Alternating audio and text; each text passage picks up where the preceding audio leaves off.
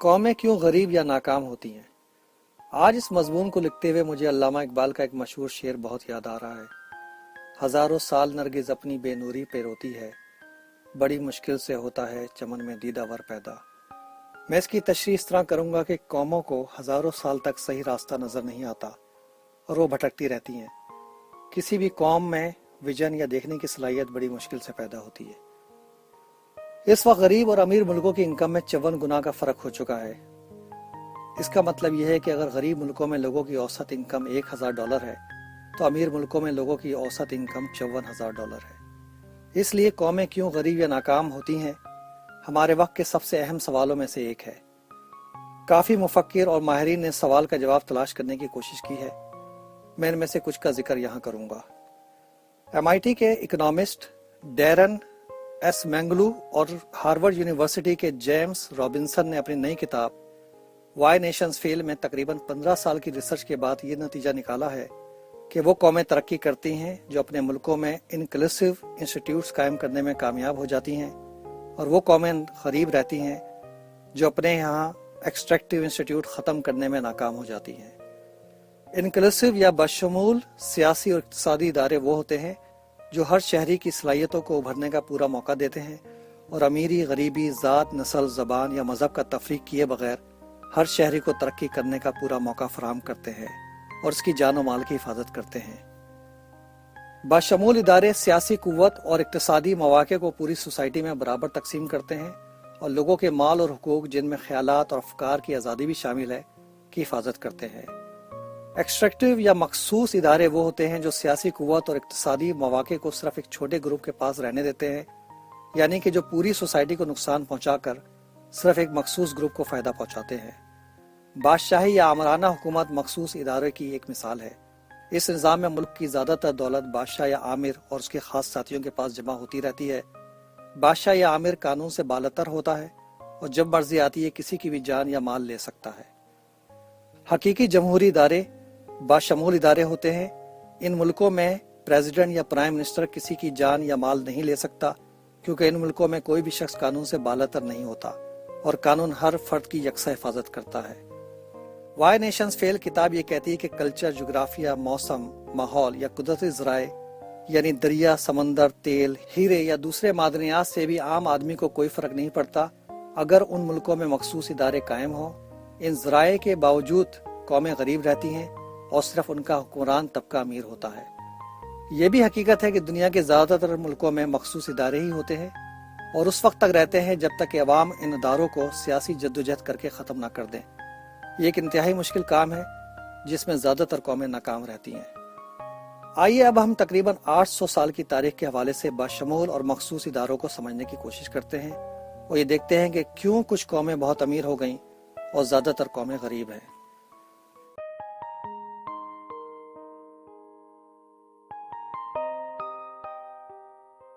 England اور مغربی اور مشرقی یورپ۔ دنیا میں سب سے پہلے بشمول اداروں کو قائم کرنے کی بنیاد اس وقت پڑی جب سن 1215 عیسوی میں اشرفیہ اور فیوڈلز نے بادشاہ کو میگنا کارٹا کے تفصیلی معاہدے پر سائن کرنے پر مجبور کر دیا۔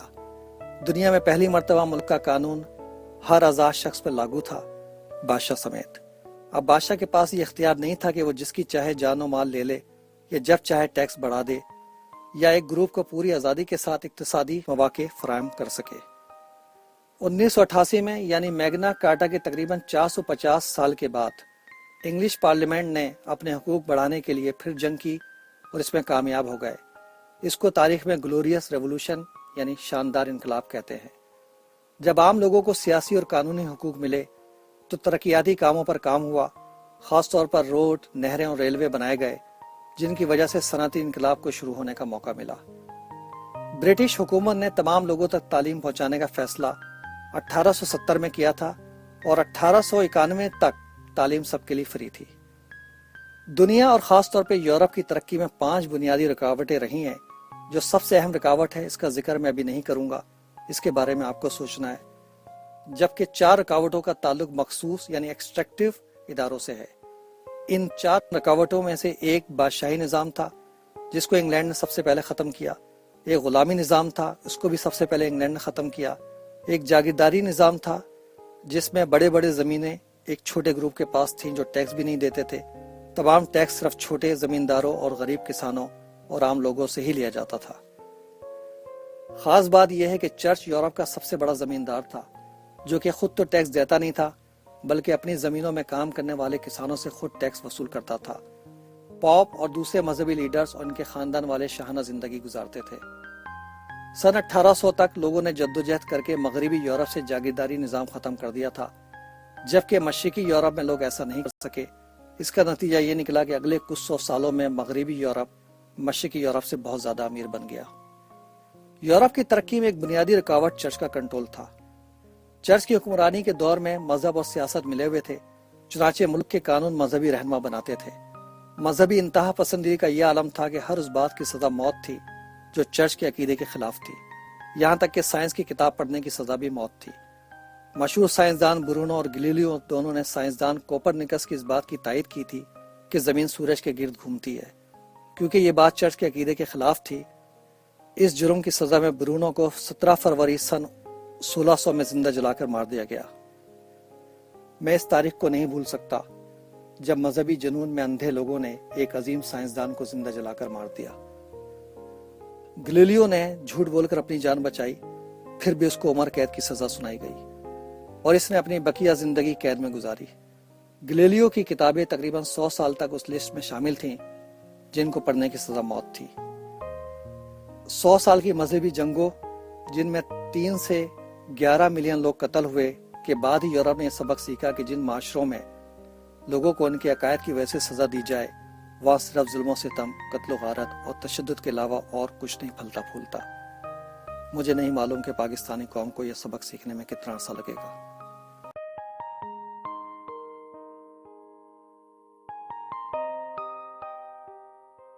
اس مضمون کے اگلے حصے میں ہم یہ دیکھیں گے کہ کیوں ساؤتھ کوریا 10 گنا امیر بن گیا نارتھ کوریا کے مقابلے میں، سلطنت عثمانیہ اور انڈیا میں کیا ہوا، جاپان اور چائنا کس طرح 2 الگ الگ راستوں پہ نکل گئے۔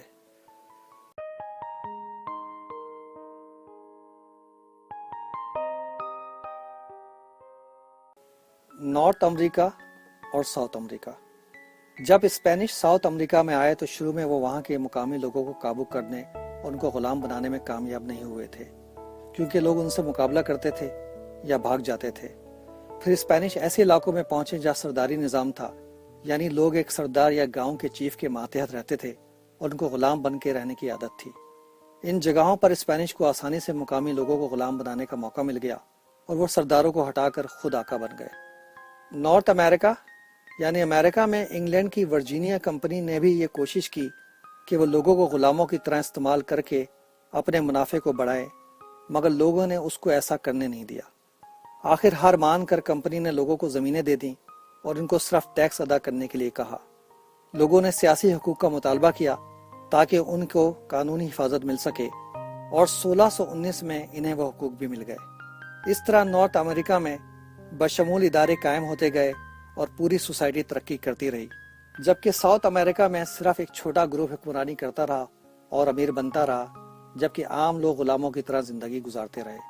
یہاں یہ بات بھی قابل ذکر ہے کہ امریکہ کے اندر بھی نارتھ اور ویسٹ کی ریاستوں میں صنعتی انقلاب آیا، جبکہ ساؤتھ کی ریاستوں میں غلامی اور جاگیرداری نظام کی وجہ سے صرف جاگیردار ہی امیر ہوتے رہے، جبکہ زیادہ تر لوگ غریب ہی رہے۔ 1940 تک ساؤتھ ریاستوں کی آمدنی نارتھ اور ویسٹ کی ریاستوں کے مقابلے میں آدھی تھی۔ جب ساؤتھ ریاستوں میں غلامی ختم ہوئی تو وہاں بھی عام لوگ امیر ہو گئے اور 1990 تک آمدنی کا فرق ختم ہو چکا تھا۔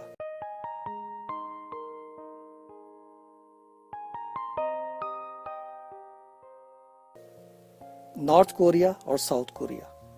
کوریا کی تقسیم 1945 میں ہوئی تھی، دوسری جنگ عظیم کے خاتمے کے موقع پر، پاکستان بننے سے تقریباً 2 سال پہلے۔ ساؤتھ کوریا امریکہ کے اور نارتھ کوریا روس کے زیر انتظام آ گیا تھا۔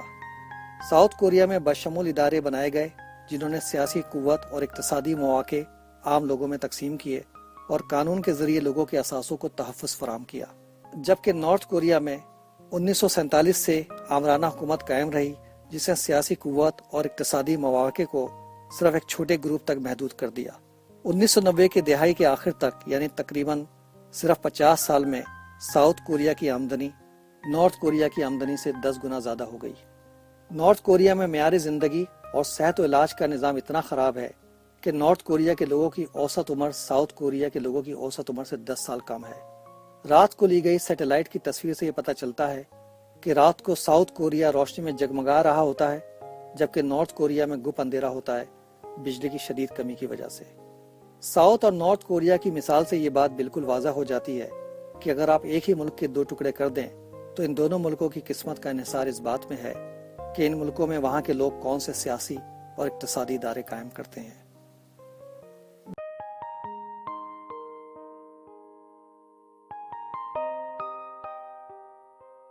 دنیا کی ایبسولوٹسٹ یا غیر جمہوری حکومتیں جنہوں نے اپنے ملکوں کو غریب رکھا: سلطنت عثمانیہ، آٹومن امپائر، پرنٹنگ پریس پر پابندی۔ ایک زمانے میں سلطنت عثمانیہ دنیا کی عظیم ترین طاقت تھی۔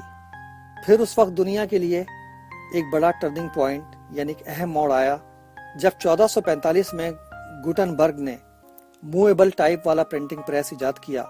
اس ایجاد نے دنیا کی اقتصادی ترقی میں بنیادی کردار ادا کیا۔ گوٹن برگ کا پرنٹنگ پریس یورپ میں تیزی سے پھیل گیا اور تھوڑے عرصے میں یورپ میں لاکھوں کی تعداد میں کتابیں شائع ہونے لگیں۔ مگر سلطنت عثمانیہ کے بادشاہ نے ملاؤں کے کہنے پر پرنٹنگ پریس پر پابندی لگا دی، کیونکہ ملاؤں کو یہ اعتراض تھا کہ قرآن شریف پرنٹنگ پریس پہ شائع نہیں ہو سکتا۔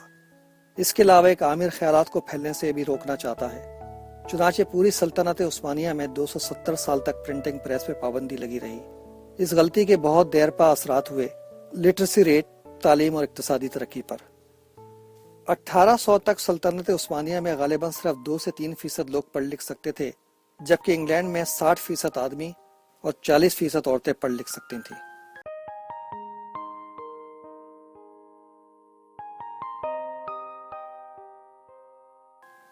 چائنا، نو شپنگ الاؤڈ، جہاز رانی پہ پابندی۔ 1433 میں چائنا کے پانی کے جہاز یعنی شپس یورپ کے جہازوں سے 3 گنا بڑے تھے۔ اس وقت چائنا دنیا کی سب سے بڑی طاقت سمجھا جاتا تھا۔ پھر کسی کے مشورے پہ وہاں کے بادشاہ نے جہازوں کے بنانے اور بین الاقوامی تجارت پہ پابندی لگا دی۔ 1850 تک جاپان اور چائنا دونوں کا شمار غریب ملکوں میں ہونے لگا تھا، کیونکہ دونوں ممالک غیر جمہوری حکومتوں کے کنٹرول میں تھے، جبکہ یورپ میں جمہوری اداروں کے بننے کی وجہ سے وہاں کے ممالک اپنی دولت اور طاقت بڑھا رہے تھے۔ جب جاپان کے لوگوں نے امریکہ کے بڑے بڑے جہاز دیکھے اور مغربی ممالک کی ٹیکنالوجی اور اداروں کا مطالعہ کیا تو انہوں نے ارجنٹ فوری اقدامات اٹھانے کا فیصلہ کیا۔ انہوں نے بادشاہی نظام اور جاگیرداری نظام دونوں کو ختم کر کے تعلیم پر اپنے بجٹ کا 43% تک خرچ کرنا شروع کر دیا۔ انہوں نے تہیہ کیا ہوا تھا کہ ہم میں اور مغرب کے لوگوں میں صرف تعلیم کا فرق ہے، اور ہم اس وقت تک چین سے نہیں بیٹھیں گے جب تک کہ ایک ایک شخص کو تعلیم یافتہ نہ بنا دیں۔ اگلے 50 سالوں میں جاپان دنیا کے ترقی یافتہ اور طاقتور ترین ملکوں میں سے ایک تھا۔ پہلا ایشیا کا ملک جس نے 1905 میں مغرب کے ملک روس کو شکست دی تھی اور دنیا میں ایک بڑے ٹرننگ پوائنٹ کا آغاز کیا۔ چائنا میں بھی لوگوں نے کوشش کی کہ وہ جمہوری ادارے قائم کر سکیں، مگر وہ اس میں کامیاب نہیں ہوئے۔ وہ اپنی طاقت کا صحیح استعمال نہیں کر سکے اور وہاں بادشاہت قائم رہی اور ملک غریب اور کمزور رہا۔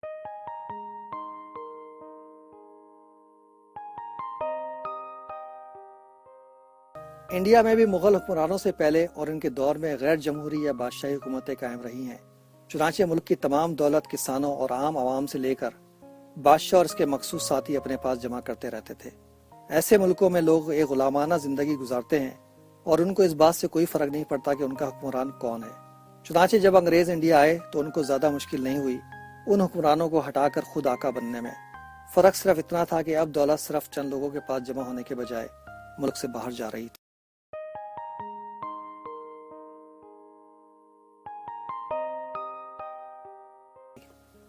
انڈیا اور پاکستان آزادی کے بعد ہندو قوم کو بہت اچھی طرح اندازہ تھا کہ غلامی کیا ہوتی ہے، کیونکہ وہ سینکڑوں سال تک مسلمانوں اور پھر انگریز کی غلامی میں رہے تھے۔ ان کے لیڈروں کو یورپ کی تاریخ کا پتہ تھا۔ انہیں معلوم تھا کہ جاگیرداری نظام پوری قوم کو غلام بنا کر رکھتا ہے۔ یہ نہ صرف اس کی اقتصادی آزادی کو ختم کرتا ہے بلکہ سیاسی آزادی کو بھی تباہ کر دیتا ہے۔ انہیں شعور تھا کہ مذہب کو سیاست سے ملانے سے قتل و غارت اور تشدد کا دور قائم رہتا ہے اور قوم تقسیم ہو کر آپس میں ہی لڑنے لگتی ہے، صرف عقائد کے مختلف ہونے کی وجہ سے۔ چنانچہ جب 1947 میں انہیں آزادی ملی تو انہوں نے فوراً جاگیرداری نظام کو ختم کر دیا آج انڈیا میں 78% زمینداروں کے پاس 5 ایکڑ یا اس سے کم زمین ہے، جبکہ صرف 1.6% لوگوں کے پاس 20 ایکڑ سے زیادہ زمینیں ہیں۔ انڈیا نے امریکہ اور دوسرے تمام ترقی یافتہ ملکوں کی طرح مذہب کو سیاست سے علیحدہ رکھنے کا بھی فیصلہ کیا اور اپنے ملک کو ایک سیکولر ملک بنایا۔ وہاں مسلمانوں کے درمیان مذہب کے نام پہ قتل و غارت پاکستان کے مقابلے میں 1% بھی نہیں ہے۔ آج تقریباً 65 سال کے بعد انڈیا کے روپے کی قیمت پاکستان کے روپے کی قیمت سے تقریباً 60% زیادہ ہے، اور اس کی اکانومی یعنی معیشت پاکستان کی معیشت سے بہت زیادہ مضبوط ہے۔ بین الاقوامی ماہرین کے مطابق انڈیا 2030 تک دنیا کی تیسری سب سے بڑی معیشت بن جائے گا، جبکہ پاکستان کا شمار ایک فیلڈ اسٹیٹ یعنی ناکام ملک میں ہوتا ہے۔ عام مسلمان مغلوں کے دور میں صرف اس لیے خوش تھا کہ اس کے آقا مسلمان تھے۔ اس خوشی میں شاید اس کی غربت کے دکھ کچھ کم ہو جاتے تھے۔ پھر انگریز کے دور میں غلامی کی عادت کچھ اور پڑ گئی۔ جن ملاؤں نے تقریباً 570 سالوں سے جب انہوں نے پرنٹنگ پریس پہ پابندی لگوائی تھی، اس قوم کو پسماندہ رکھا ہے۔ آج بھی مسلمان قوم ان ملاؤں سے رہنمائی چاہتی ہے اپنے ملک کو چلانے کے لیے۔ آج بھی انہوں نے جاگیرداری کی غلامی کی توق اپنے گلے میں ڈالا ہوا ہے جو انہیں انگریز نے دیا اور فیڈرل شریعت کوڈ نے قائم رکھا ہوا ہے۔ آج بھی یہ قوم فوجی آمروں کی حکومت کو اچھا سمجھتی ہے اور اپنی فوج کو مضبوط کرتے رہنا چاہتی ہے، چاہے وہ اپنے ملک کو ہی کیوں نہ کھا جائے۔ اپنی آنکھیں کھول کر یہ نہیں دیکھنا چاہتی کہ اس کے مسائل کی وجوہات کیا ہیں، یہ نہیں سوچنا چاہتی کہ ان مسئلوں کو حل کرنے کے لیے اس کو کیا کرنا چاہیے۔ وہ چاہتی ہے کہ کوئی ملا، کوئی پیر، کوئی جاگیردار یا اس کا بیٹا، کوئی سرمایہ دار یا اس کا خاندان، یا کوئی جنرل، کوئی اور ان کے تمام مسئلوں کو حل کر دے۔ واقعی بڑی مشکل سے ہوتا ہے چمن میں دیدہ ور پیدا۔ یہاں مجھے ایرک فروم کی مشہور کتاب دی سین سوسائٹی میں سے ایک بات یاد آ رہی ہے کہ لوگ اصولوں کو بھول جاتے ہیں اور لیڈروں یا ہیروز کو فالو کرنا چاہتے ہیں آنکھیں بند کر کے۔ جب تک پاکستانی قوم اصولوں کو نہیں اپنائے گی، اس وقت تک اس کے لیڈرز اس کو بھٹکاتے رہیں گے اپنے مقاصد کے لیے۔ میں نے اس مضمون میں 5 بنیادی وجوہات کا ذکر کیا ہے جن نے یورپ کے ملکوں کو سینکڑوں سال تک غریب رکھا۔ ان میں سے 4 وجوہات یہ تھیں۔ نمبر 1 بادشاہی، آمرانہ یا غیر جمہوری نظام۔ نمبر 2 غلامی۔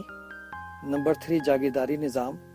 اور نمبر 4 مذہب کو سیاست سے ملانا اور قانون کو عقل و فکر اور سوسائٹی کی ضروریات کے مطابق بنانے کے بجائے ایک مذہبی گروپ کے عقائد کے مطابق بنانا۔ ان تمام وجوہات کا تعلق مخصوص اداروں سے ہے، یعنی جہاں یہ ادارے ہوں وہاں صرف کچھ لوگ امیر ہوتے ہیں اور سوسائٹی مجموعی طور پہ غریب رہتی ہے۔ یورپ نے اس وقت ہی ترقی شروع کی جب اس نے ان رکاوٹوں کو دور کر دیا۔ ولیم برنسٹین کی کتاب The Birth of Plenty: How the Prosperity of the Modern World Was Created کے مطابق 2 دوسرے عوامل جنہوں نے یورپ کی ترقی میں بنیادی کردار ادا کیا وہ ماڈرن کیپٹل مارکیٹ کا قیام اور کمیونیکیشن اور ٹرانسپورٹ کے اداروں کا قیام تھا۔ یہ کتاب انتہائی اہم ہے یہ سمجھنے کے لیے کہ کیوں کچھ قومیں کامیاب اور کچھ قومیں ناکام رہتی ہیں۔ اب میں یہ سوال دوبارہ کروں گا کہ یورپ کی ترقی کی سب سے بڑی وجہ کیا تھی، یعنی وہ کیا چیز تھی جس نے یورپ کو اس قابل بنایا کہ وہ اپنے رکاوٹوں کو دور کر سکے۔ آپ کو اس کے بارے میں سوچنا ہے، میں اس کا ذکر کسی اور وقت کروں گا۔